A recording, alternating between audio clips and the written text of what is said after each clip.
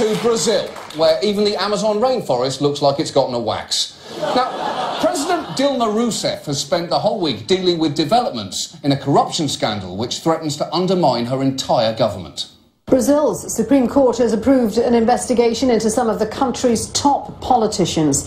They're accused of taking bribes in exchange for lucrative oil contracts from the state-run oil company Petrobras. Now, when they say taking bribes, this isn't your standard £5 in an envelope left under a bench. Because Brazil's largest construction and engineering firms allegedly paid at least $800 million in bribes and other funds to secure contracts. $800 million! You'd need an amazing construction firm just to build a bench large enough to hide that bribe underneath. More than 30 members of Rousseff's ruling coalition are under investigation, so she took to the airwaves this week to try and calm people down. Você tem todo o direito de se... You have every right to get irritated and be worried, but I ask for patience and understanding because this situation is transitory. Is it?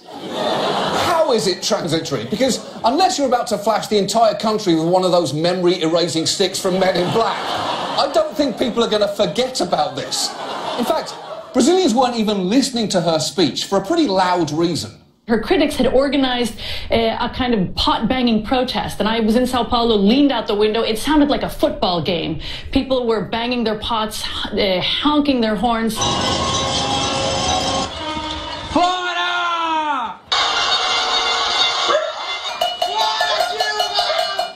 That's actually a real form of protest called panelazo, which has been in South America for years and off-Broadway for decades.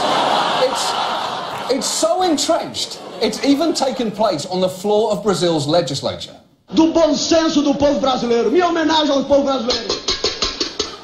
Now, I love everything about that, but the best detail there is the sign language interpreter.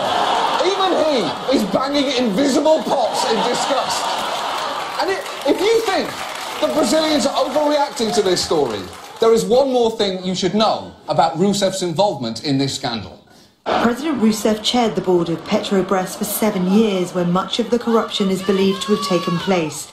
She's been cleared of any involvement in the scheme. How has she been cleared?